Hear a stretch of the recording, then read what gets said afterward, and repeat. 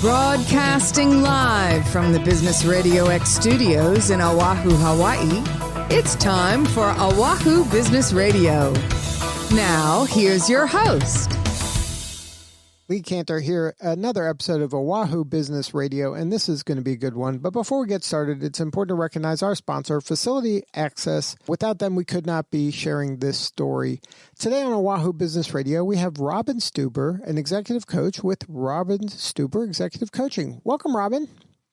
Aloha, Lee. So great to be here. Well, I'm very excited to learn what you're up to. Tell us a little bit about your work. Well, I am an executive coach, and what that means is I help executives, whether that's a small business owner, whether that's an executive in a corporation, any leader, nonprofit, for-profit, usually medium-sized to small business, and I help them navigate through their career or through any business issue that they might be wrangling with. These are for, they're usually very high-performing individuals who just want to improve on their leadership. Now, how'd you get into this line of work? Well, good question. I've actually had a few decades of work myself in leadership positions.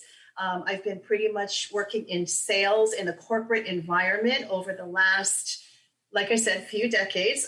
And I actually did also run my own small business a number of years ago. So I know what it's like. I know what it's like to manage relationships, manage employees, the challenges that a small business and an executive has to deal with on a daily basis, not just in the work environment, but also with work-life balance. As an executive, you're always called to operate at a high level, and you also try to pursue that in your personal life as well. So I help them with getting that balance between personal and work life as well.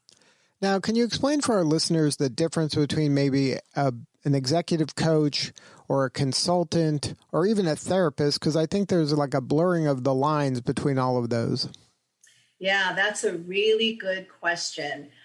So a consultant is someone who assesses a particular problem in a business or in another area and puts a proposal for a solution together and actually makes recommendations. A therapist, of course, is disciplined by their particular kind of whatever background, whether it's psychology or whatever kind of relationship therapy therapists that they that they work in, where they actually follow a particular discipline. Usually it's a science-based or medical-based kind of discipline to do diagnosis and then apply a certain kind of therapy solution for the patient to follow. Coaching, on the other hand, is more about understanding what a person is struggling with and then looking to help them advance forward by having conversations. And what I mean by that is we encourage our clients to kind of dig a little bit under the layers of what their initial thoughts are. We ask very probing questions so that they actually uncover some of the deeper elements of what they're thinking.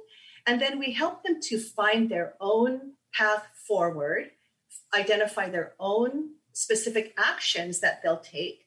And then coaches can serve as an accountability partner to help our clients actually take steps forward to advance in whatever area it is that they're trying to get to, try to help them reach specific goals. Now, do you find that more and more people are open to coaching? I'm sure a lot of folks have seen it work in sports where no matter how talented the athlete is, they're being coached by somebody to some degree, and now that's kind of transferring over to business? Well, coaching, I think the term coaching has been definitely used a lot lately, and there's all kinds of coaches, right? There are health coaches, sports coaches, performance coaches, speech coaches, business coaches. There's so many different kinds of coaches. So it's important to know, I think, if you are considering seeking coaching for yourself, to really know what it is that you want to that you're trying to get out of the coaching. And then when you look for a coach to, most coaches will offer a free consultation. I know that I offer a free 30-minute consultation, in which case I am, I want to get to know my potential client, right? What is it that they're seeking? And I want them to also ask me questions to see if we're a good fit, because, what I do is mostly, I'm not a sports coach, obviously. I'm not a performance coach. So I want to make sure that what my clients are seeking is what I am trained and what my experience is going to bring as far as value to having them, move forward toward their goal.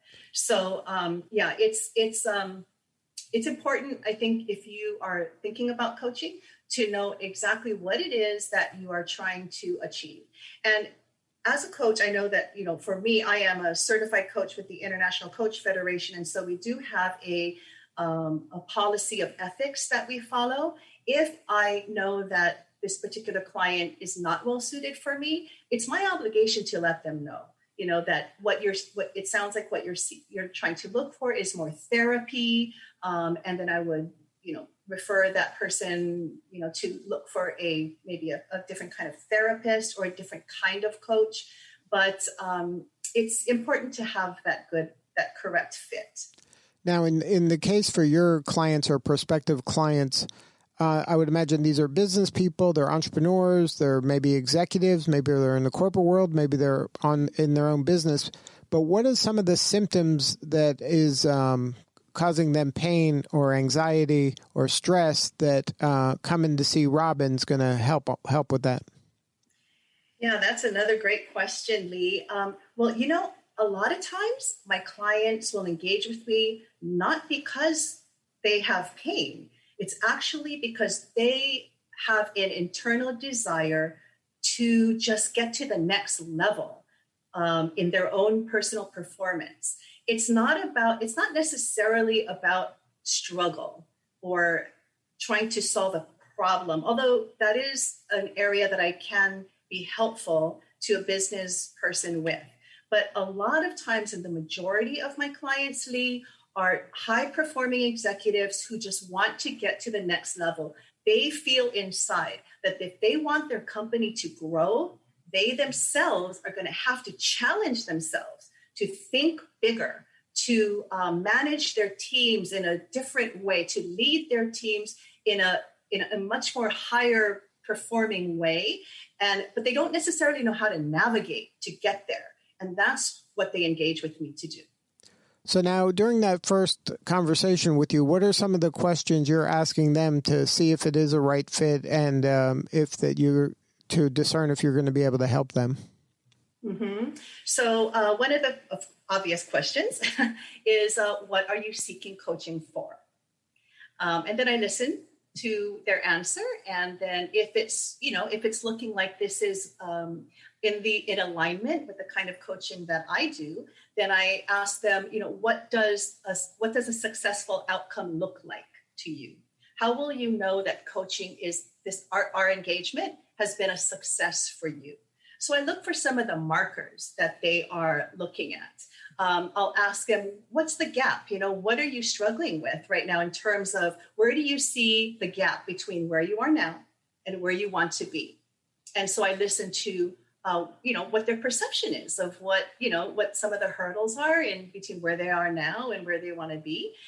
Those are some of the core questions that I'll ask in a consultation.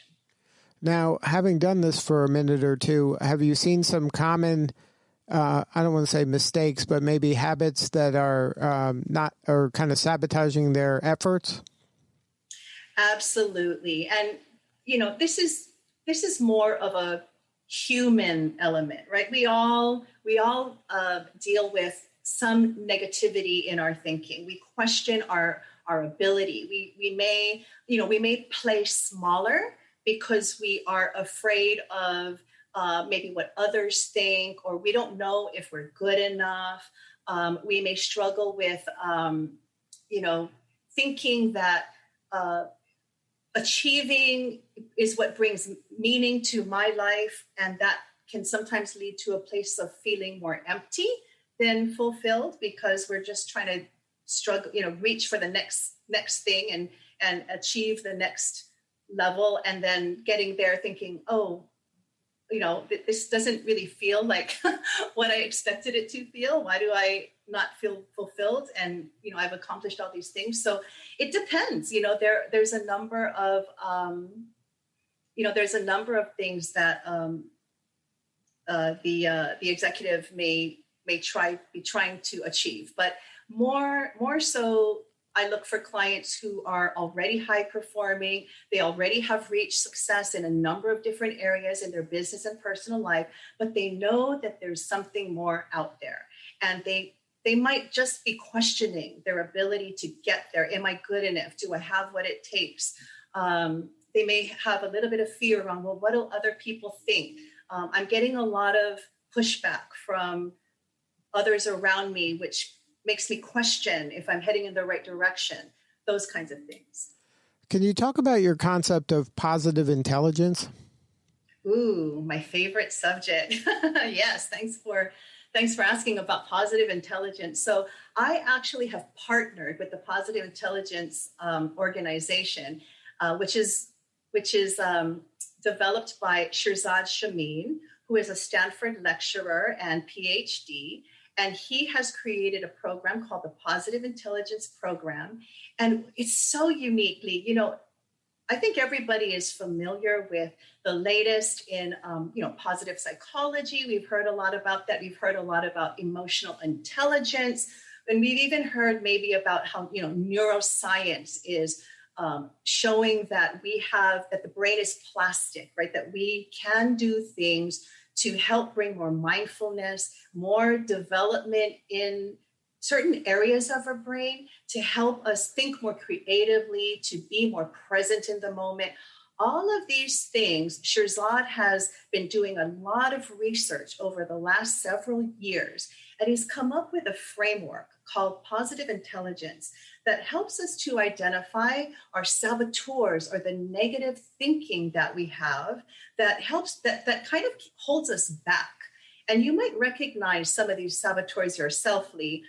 Maybe you can share with me after I mention some of these, what you're resonating with. So there's the hyperachiever, right? The voice in your head that says, I got to win. I got to get to the next level. I have to get this goal. There's the avoider. The avoider is the one that says, ooh, you know what? This feels difficult. I don't know what other people are going to think. And so I'm just going to put it off. So avoiders tend to procrastinate a lot. There's the hyper-rational, right? This is the person who just looks at a lot of things in a more analytical way. And because they do that, they might intimidate other people. Other people might perceive that as being a little bit of a snobby kind of a persona, although that person's not a snob. They just look at things from a hyper-rational perspective. There's the pleaser. The pleaser tends to put everybody else's needs and wants ahead of their own. And so they work really hard. They kind of are always in a frenzy to please other people, but then their own needs are left still wanting, and they can feel very empty themselves, like no one is really helping me to get what I want. There are a number of them. There's the victim, there's the hyper, I already mentioned hyper-rational. And then there's the judge, right? The judge is the master saboteur.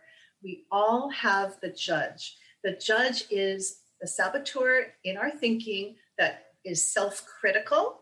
So we said, oh, why did you do it that way? Oh my gosh, you're such an idiot. Why did you make that dumb mistake? Right? That's the voice of the judge. The judge can also be critical of others. Why is this person being so mean? That person always does that all the time. That person is doing it wrong, right? That's another voice of the judge. And the judge also is critical of circumstances. If it wasn't for COVID, I wouldn't be here. Or if it wasn't for this, or if it wasn't for that. So the judge is so persistent in our minds because we've developed, the judge gets fed a lot more, I think, in our thinking than some of the other saboteurs. But those are a few examples of the kinds of voices that pop into our head that we call saboteurs, and they limit our ability to be happy. They lie to us and tell us things that are not true about us or other people or their circumstances. And they prohibit us from operating in a more creative, more innovative, more open to possibility mindset, a more growth mindset. And so this is another area that the saboteurs really sabotage our performance and our joy with. Now, it sounds like at the heart of it, it's a lot about personal accountability. It's not about playing the victim. It's about taking responsibility and getting to the heart of those saboteurs, which are all inside your head. It's not pointing fingers at some outside issue. It's really looking within yourself to find the solutions within. Yes, as a matter of fact, that is a big part of it. However, each individual is kind of like a coin, like a quarter, right? We have two sides. We do have that rational, logical, survival side of our brain. It's the left side of our brain that operates in this way. But we also have the right side of our brain. And the right side of our brain is what's connected to our intuitive nature, our wisdom, our creativity, our ability to think outside of the box. And we are both of those things. Now, when we are very young, when we're very little, each of us, every single person, does create some form of judge and creates those saboteurs because we have to find a way to be loved and we have to find a way to feel safe. And so whether you grew up in with wonderful parents and with a wonderful environment, you still develop the judge and you still develop saboteurs. You don't have to have been a child in a dysfunctional home or have experienced some trauma to develop this judge and saboteurs. We all do. So in a way, positive intelligence helps us to learn how to operate with our judge and with our what we call sage or the wisdom or the Jedi side of our brain in a way that elevates our way to be productive and elevates and enhances our relationship. It's about finding the right kind of balance between both the left side and the right side of our brain, our survival analytical and our intuitive emotional, and bringing that together to really live a life of productivity and joy and satisfaction. That's the tremendous value of the Positive Intelligence Program. Well, Robin, if there's anyone out there that wants to take their game to the next level in life and business, what is the best way to get a hold of you? Well, the best way to get a hold of me, of course, is to email me or call me. My email address is robin@robinstueber.com. And I'll spell that because I'm a Robin with an I, ROBIN @ROBINSUTE as an elephant, B as in boy, ER.com. I can also be reached at my website, which is robinstueber.com. I can also be reached by phone at 808-722-5843. Well, Robin, congratulations on all the success. You're doing important work, and we appreciate you. And once again, that website is Robin, ROBIN, Stueber, STUEBER.com. Check her out. Go to the website and take her up on that free offer. Congratulations, Robin. Thank you again for sharing your story today.